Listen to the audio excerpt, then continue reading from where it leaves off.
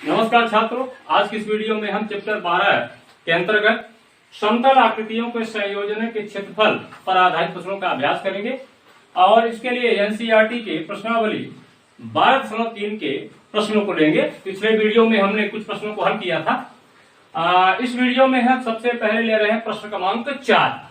आइए देखिए प्रश्न क्रमांक 4 क्या कहता है। आकृति 12.22 में ये आकृति बनी हुई आपके सामने।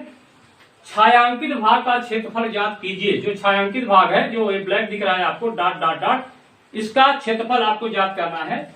जहां भुजा 12 सेंटीमीटर वाले एक समबाहु त्रिभुज ओ ए बी के शीर्ष ओ को केंद्र मानकर 6 सेंटीमीटर त्रिज्या वाला एक वृत्तीय चाप खींचा गया है। यहाँ पर एक समबाहु त्रिभुज है जिसकी भुजा की लंबाई 12 सेंटीमीटर है और 6 सेंटीमीटर त्रिज्या का एक वृत्तीय चाप खींचा गया है, जिसका केंद्र क्या है, लिया गया है इस समबाहु त्रिभुज का एक शीर्ष ओ। ध्यान रखिएगा, ये वृत्त नहीं है क्योंकि पूरा नहीं है, इसको हम वृत्तीय चाप कहेंगे। तो आप देख रहे हैं यहाँ पर जो एरिया आपको निकालनी है, यहाँ पर एक समबाहु त्रिभुज है और बाहर वाला जो भाग दिख रहा है ये आपको त्रिज्यखंड जैसा है। त्रिज्यखंड है ही, लेकिन ये आधे से ज्यादा, इसका मतलब ये दीर्घ त्रिज्यखंड है। तो आइए इस त्रिज्यखंड का हम नाम दे देते हैं ताकि हमको क्षेत्रफल निकालने में दिक्कत न हो। सी कर दे, यहाँ पर हम कर दे पी और यहाँ कर दे डी, तो हमको नाम लेने में सुविधा होगी। ओ सी पी डी, कुछ भी अक्षर आप दे सकते हैं। तो त्रिज्यखंड का क्षेत्रफल ज्ञात करना आप जानते हैं, समबाहु त्रिभुज का क्षेत्रफल ज्ञात करना भी आप जानते हैं। यहाँ पर जैसा कि मैं आपको बता दूं, ये वृत्त है, ये सेंटर है और इसकी दो त्रिज्याएं हैं। तो यहाँ पर जो ये एरिया है, जिस प्रकार का ये क्षेत्र दिख रहा है, इसको कहते हैं त्रिज्यखंड। हाँ, ये लघु त्रिज्यखंड है। इसके बाहर वाला जो भाग है ये भी त्रिज्यखंड है, लेकिन ये होता है दीर्घ त्रिज्यखंड। ध्यान रखिएगा, यदि ये कोण थीटा है तो दीर्घ त्रिज्यखंड का कोण क्या होगा, ये यहां से यहां तक कितना होगा, 360 में थीटा को आप घटा दीजिए तो आपको मिल जाएगा दीर्घ त्रिज्यखंड का कोण। तो प्रश्न बहुत ही इजी है। त्रिज्यखंड का क्षेत्रफल समबाहु त्रिभुज के क्षेत्र का सूत्र लगाना है। तो सबसे पहले आप क्या करेंगे, चित्र बनाएंगे। चित्र हमने बना दिया, कुछ हमने बिंदुओं को रख दिया एक्स्ट्रा में। तो दिया क्या है, दिया है यहां लिखा है, लिखना है आपको चित्रानुसार कह दीजिए। चित्र तो बने हैं, चित्रानुसार समबाहु त्रिभुज ओ, नाम ले लीजिए, ओ ए बी की भुजा का संकेत क्या दे दे, चलिए ए दे देते हैं। बराबर कितना है, 12 सेंटीमीटर आपको दिया हुआ है। समबाहु त्रिभुज की भुजा ए बराबर कितनी है, 12 सेंटीमीटर। और क्या दिया हुआ है, वृत्तीय चाप की त्रिज्या दिया गया है। वृत्तीय चाप इसलिए बोल रहे हैं क्योंकि पूरा वृत्त नहीं है, कंप्लीट नहीं है। वृत्तीय चाप की त्रिज्या बराबर कितना है, त्रिज्या को आ से दर्शाते हैं। ये है 6 सेंटीमीटर का कह रहा है, तो 6 सेंटीमीटर आ गया। ठीक है, अब इसके आगे आपको क्या करना है, यहां पर आपको और किसकी जरूरत पड़ेगी, यहां पर त्रिज्यखंड के हमें कोण की जरूरत पड़ेगी। चूंकि ये समबाहु त्रिभुज है, ये वाला कोण कितने का होगा, 60 अंश का होगा। कितने अंश का होगा, 60 अंश का होगा। तो यहां पर लिख सकते हैं कि स्पष्ट है कि कोण एओबी बराबर कितने अंश होगा, 60 अंश होगा। कारण बता रहा हूं, बता दो, क्योंकि त्रिभुज ओ ए बी कैसा त्रिभुज है, समबाहु त्रिभुज है। इसलिए प्रत्येक कोण कितने का होंगे, 60 के। ये 60 में होगा, तो ये वाला कोण कितने का होगा, जरा देखिए, ये कोण कितने का होगा। तो ये कोण हो जाएगा, इस कोण का नाम क्या ले ले, चलिए सीओडी भी कह सकते हैं। तो यहां ऐसा कह लीजिए, दीर्घ त्रिज्यखंड। दीर्घ त्रिज्यखंड नाम क्या ले लिए, चलिए ओसीपीडी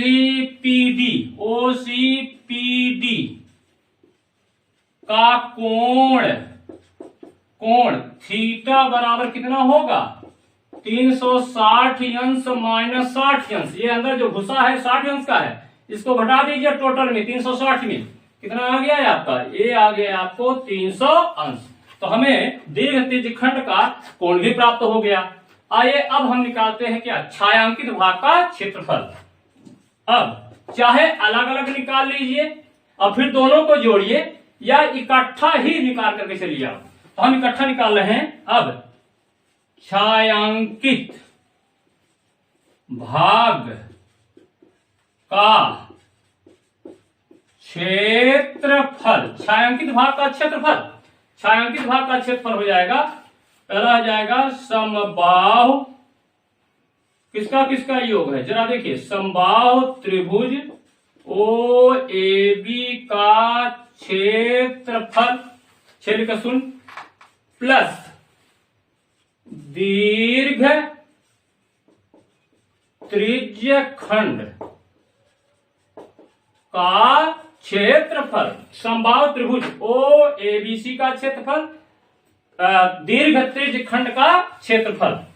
यहां पर समबाहु त्रिभुज को 60 में ऐसा लिख लिए, area of triangle O A B plus दीर्घखंड एरिया ऑफ किसका किसका एरिया, एरिया नाम ले लीजिए त्रिज्यखंड का O C P D, P D ये हो गया।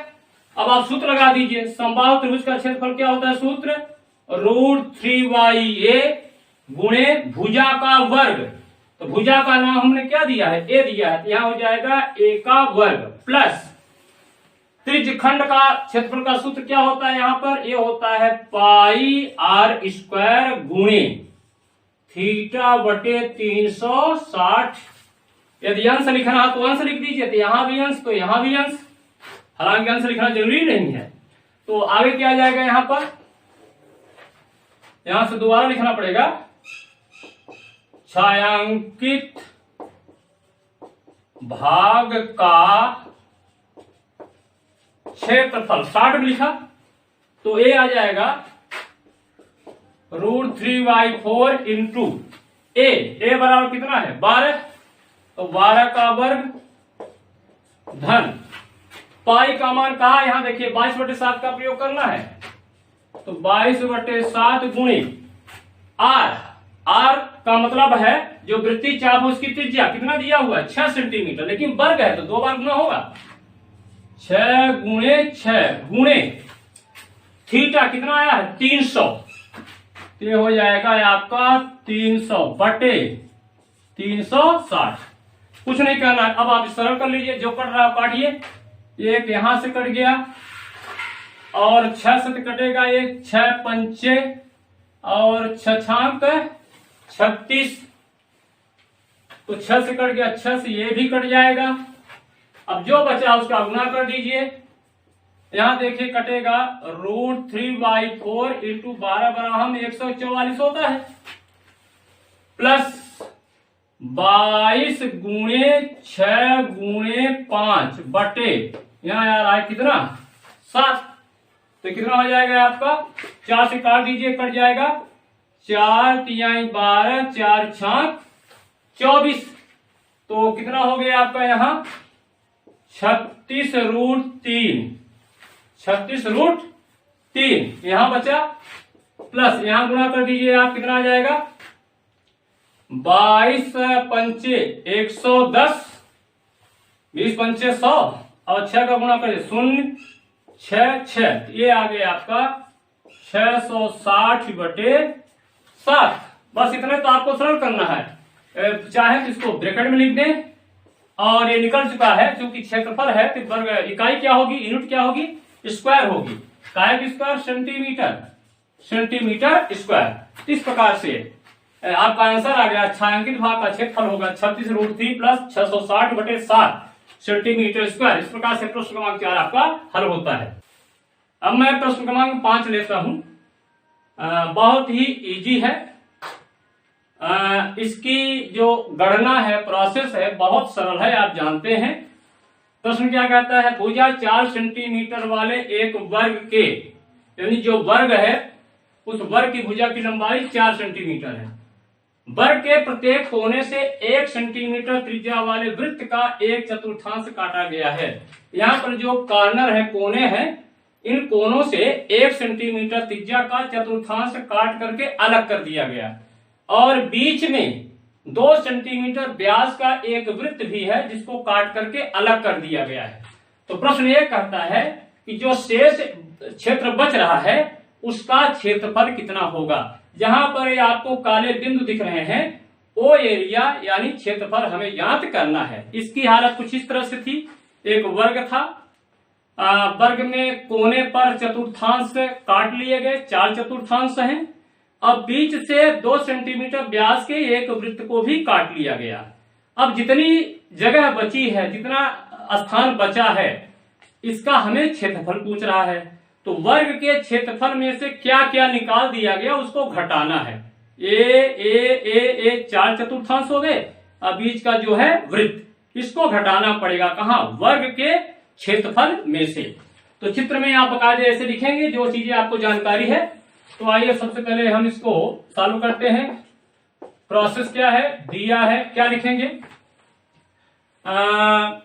वर्ग के, कहीं से भी स्टार्ट करिए, वर्ग के बीच में बने वृत्त का व्यास, कहीं से भी शुरू करिए, वृत्त का व्यास बराबर कितना है जरा देखिए, 2 सेंटीमीटर, ऐसा प्रश्न कह रहा है।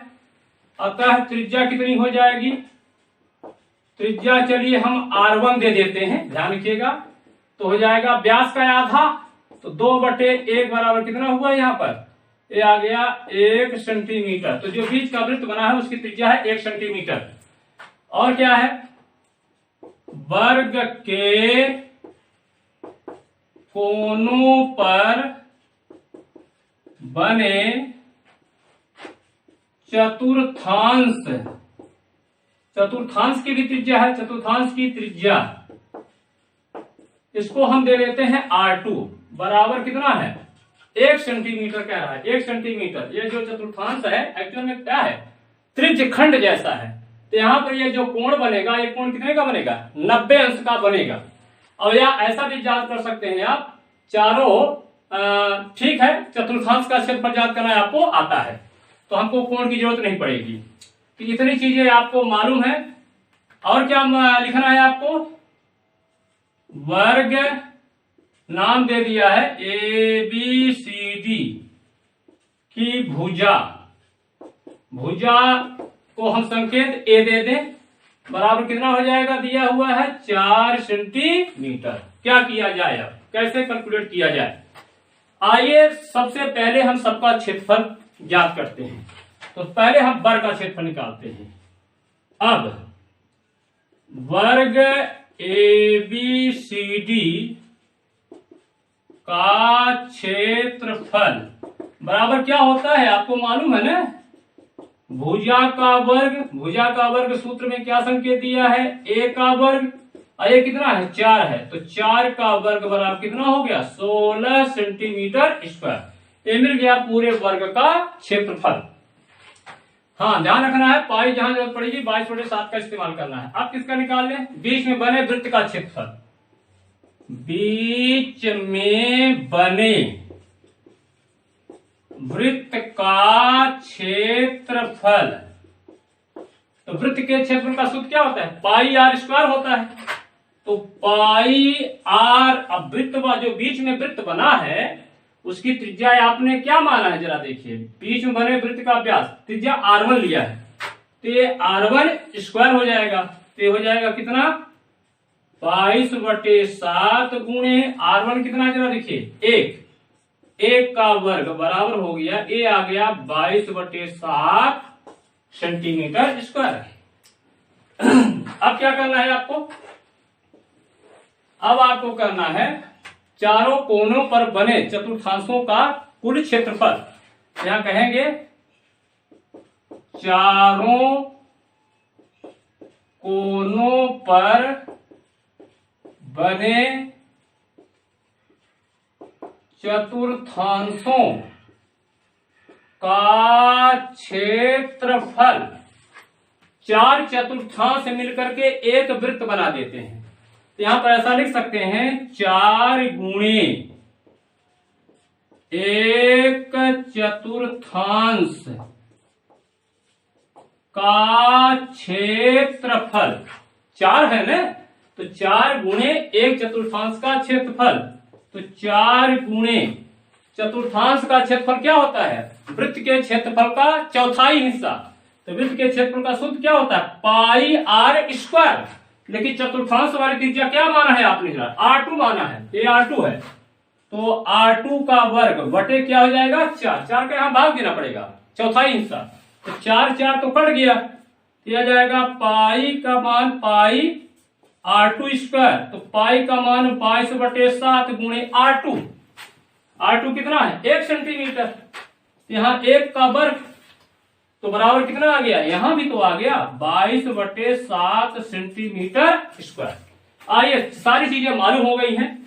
अब हमें छायांकित जो शेष एरिया है उसका क्षेत्रफल ज्ञात करना है। प्रश्न में क्या दिया हुआ है? वर्ग के शेष भाग का क्षेत्रफल। तो मैं यहां मिटा रहा हूं, यहां पर, यहां तक समझ में आ गया होगा। अब हमको निकालना है वर्ग का क्षेत्रफल, शेष क्षेत्रफल। तो क्या लिखेंगे? अब वर्ग का शेष क्षेत्रफल तो क्या हो जाएगा? वर्ग का क्षेत्रफल माइनस करेंगे अब इसका वृत्त का क्षेत्रफल और घटाएंगे आप वृत्त का क्षेत्रफल, चतुर्थांशों का क्षेत्रफल, चतुर्थांशों बहुवचन यानी 4 है ना, चतुर्थांशों का क्षेत्रफल इतना हमें निकाल के बाहर कर देना है वर्ग के क्षेत्रफल। वर्ग के क्षेत्रफल कितना आता है? 16 माइनस वृत्त का क्षेत्रफल कितना है? 22/7 और चतुर्थांशों का भी क्षेत्रफल कितना है? 22/7। तो ये हो जाएगा आपका 7, ले लीजिए एलसीएम, तो कितना हो जाएगा? 7 छाक 42 और 7 कम 7 4 11, 7 छाक 42 कैरी हाथ ना 4 और 7 कम 7 4 11 माइनस 22 अब इसको सरल कर लीजिए तो कितना आ जाएगा? 112, 22 दूना 44 होता है बटे 7, तो घटा दीजिए ना, 112 में 44, 12 में 4 गया 8, 11 5 गया 6 और 1 में गया कटे कुटे 68 बचा। ये आ गया 68/7 सेंटीमीटर स्क्वायर। तो वर्ग का शेष वर्ग का क्षेत्रफल यहां आप सुधार लीजिएगा, यहां पर थोड़ा सा और मैं कर देता हूं। वर्ग का